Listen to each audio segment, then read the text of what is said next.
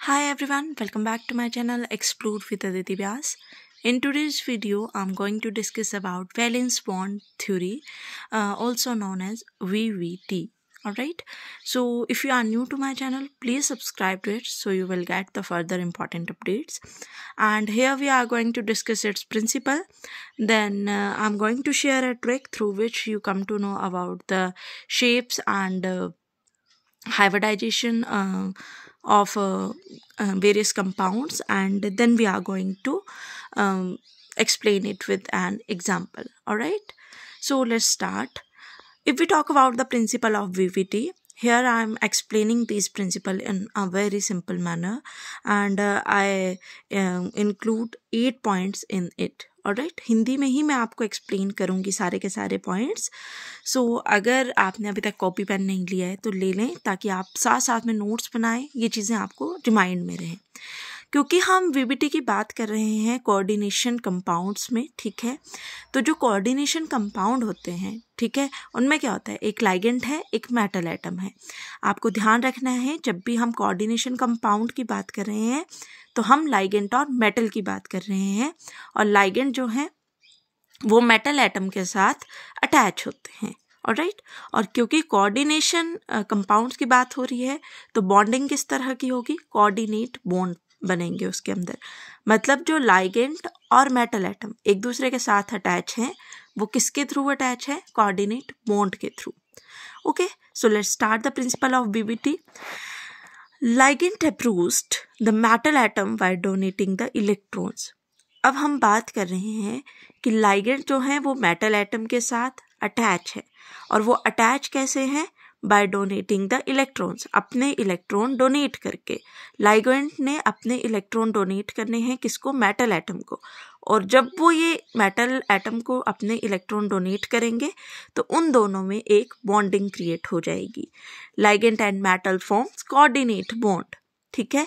और लाइगेंड और मेटल में कौन सा बॉन्ड फॉर्म हो जाएगा, कोऑर्डिनेट बॉन्ड. और ये कोऑर्डिनेट बॉन्ड कैसे फॉर्म हुआ, जब लाइगेंड ने अपने इलेक्ट्रॉन डोनेट किए मेटल एटम को. ऑलराइट, 2 पॉइंट्स क्लियर हैं. Come to the third point. To accommodate these electron metal atom possess, ठीक है, require number of vacant orbital having equal energy. अब लाइगेंड ने तो इलेक्ट्रॉन्स दे दिए मेटल एटम को, किस लिए, बॉन्ड बनाने के लिए, कोऑर्डिनेट बॉन्ड बनाने के लिए. पर ताकि मेटल एटम इन इलेक्ट्रॉन्स को अकोमोडेट कर पाए, ले पाए, इसके लिए मेटल एटम के पास उतने वैकेंट ऑर्बिटल भी होने चाहिए जिनकी एनर्जी कैसी रहेगी, इक्वल रहेगी. ठीक है, मेटल एटम तभी उन इलेक्ट्रॉन्स को ले सकता है जब उसके पास वैकेंट ऑर्बिटल्स होंगे. फोर्थ पॉइंट जो है वो एक्सप्लेनेशन ही है थर्ड पॉइंट की, ठीक है. These orbitals obtained by hybridization of metal orbitals to give sets of equal energy orbitals. अब हम बात कर रहे हैं कि लाइगेंड ने क्या किया, इलेक्ट्रॉन दिए मेटल एटम को बॉन्ड बनाने के लिए, और कोऑर्डिनेशन बॉन्ड की फॉर्मेशन होगी. उसके बाद हमने बोला कि मेटल एटम उन इलेक्ट्रॉन्स को तभी ले सकता है जब उसके पास उतने वैकेंट ऑर्बिटल होंगे जिनकी एनर्जी सेम होगी, इक्वल होगी. फिर बात की कि ऑर्बिटल जो है, अब उन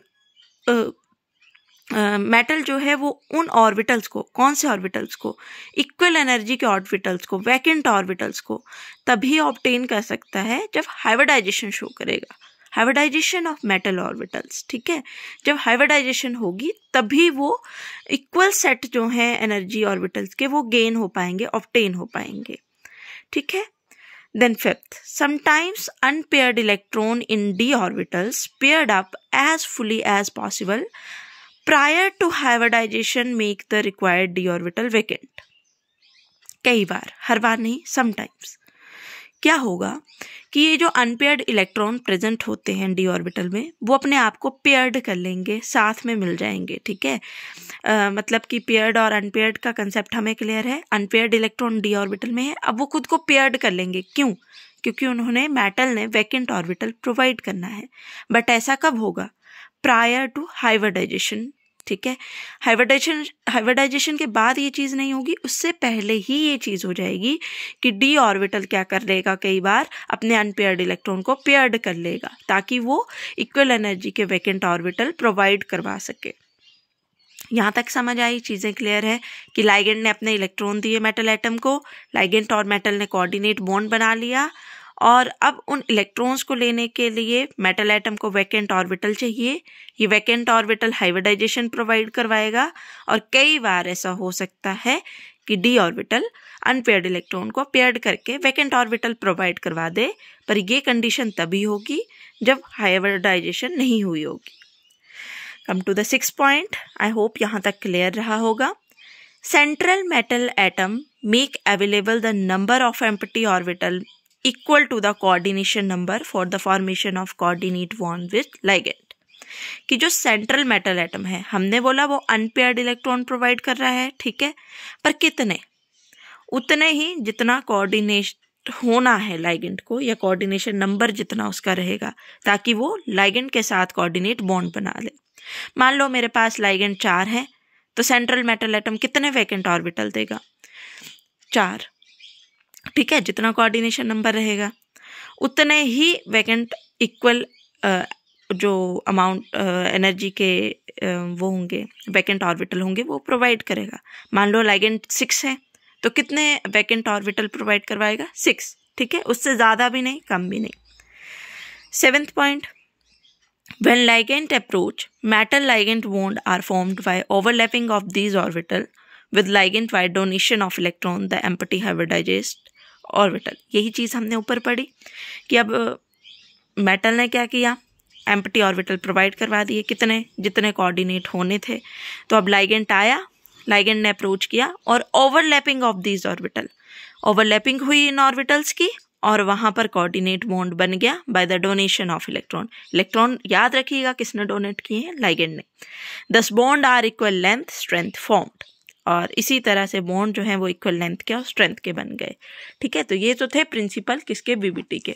अब आ जाइए ट्रिक्स पे, कि अगर आपके पास कोऑर्डिनेशन नंबर 4 है और हाइब्रिडाइजेशन कैसी है? sp3 है, तो आपके पास किस तरह की ज्योमेट्री बनेगी? टेट्राहेड्रल। और अगर कोऑर्डिनेशन नंबर 4 है और हाइब्रिडाइजेशन dsp2 है, तो ज्योमेट्री बनेगी स्क्वायर प्लेनर। 5 है, sp2d है, तो ट्राइगोनल बाइपिरामिडल, और 6 पे ऑक्टाहेड्रल बनेगी। अब आपके पास क्या होता है बेसिकली, जब भी आप मेटल एटम लेते हैं, ठीक है, तो उसकी जो कॉन्फ़िगरेशन होती है बेसिकली वो कुछ इस तरह से होती है, 3d 4s 4p 4d, ठीक है। तो हो सकता है कि आपके पास कोऑर्डिनेशन नंबर 4 है और आप सिर्फ वैकेंट ऑर्बिटल s और p के प्रोवाइड कर रहे हैं, तो आपके पास क्या हाइब्रिडाइजेशन होगी? sp3। तो उस टाइम पे coordination number 4 sp3 tetrahedral geometry बनेगी। हो सकता है आपके पास 3d का ऑर्बिटल है जिसमें एक वैकेंट ऑर्बिटल है और साथ में s और p के ऑर्बिटल है, तो कैसी ज्योमेट्री बनेगी? dsp2। इसलिए हम बात कर रहे हैं कई बार d जो फ्रंट में आ जा रहा है, और अगर मान लीजिए आपके पास 3d फुल है, आपने d ऑर्बिटल यूज किया है 4 वाला, 4d का, तो किस तरह की ज्योमेट्री बनेगी? sp3d2 या sp3d या sp3d3, डिपेंड करता है कितने d के ऑर्बिटल आपने लिए हैं ज्योमेट्री क्रिएट करने के लिए, ठीक है। क्लियर है यहाँ तक? अब हम एग्जाम्पल के थ्रू समझते हैं। यहाँ पर मैंने FeCN6 4 नेगेटिव वाला एग्जाम्पल ले लिया, ठीक है, जिसका कोऑर्डिनेशन नंबर क्या है? 6। साइनाइड यहाँ पर क्या है हमारे पास? लाइगेंड है, ठीक है। आयरन क्या है? Central metal atom.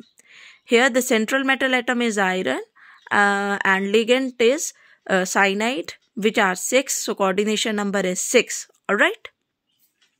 यानी कि कितने वैकेंट ऑर्बिटल चाहिए हमें? आयरन के पास 6, जो किसके साथ अटैच होंगे? साइनाइड के साथ, ठीक है, 6 साइनाइड के साथ। तो कोऑर्डिनेशन नंबर 6 है। अब आयरन किस स्टेट में है? कैसा आयरन है? +2 की। तो वैसे तो अगर हम आयरन की बात करें, ठीक है, तो इसकी कॉन्फ़िगरेशन क्या रहेगी? 3d6 4s2 4p0, पर जब ये +2 की स्टेट में आ जाएगा 3d6 4s0 4p0, 2 इलेक्ट्रॉन इसने अपने लूज कर लिए। अब प्रिंसिपल नंबर 5 में हमने क्या बात की थी कि sometimes unpaired electron in d orbital paired up, ठीक है। तो यहाँ पर क्या हो जाएगा? ये d ऑर्बिटल पेयरिंग कर लेगा, ठीक है। तो यहाँ पर d ऑर्बिटल ने पेयरिंग कर ली, तो हमारे पास कितना d ऑर्बिटल खाली हो गया? वैकेंट हो गया 2, और ये 4s 4p का आ गया। तो हमारे पास जो हाइब्रिडाइजेशन बनी वो कैसी बनी, D2sp3।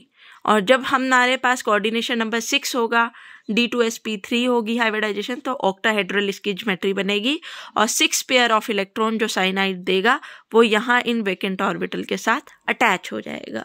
Alright, so this is all about valence bond theory. It is very easy. I hope you all understand it. Thank you for watching.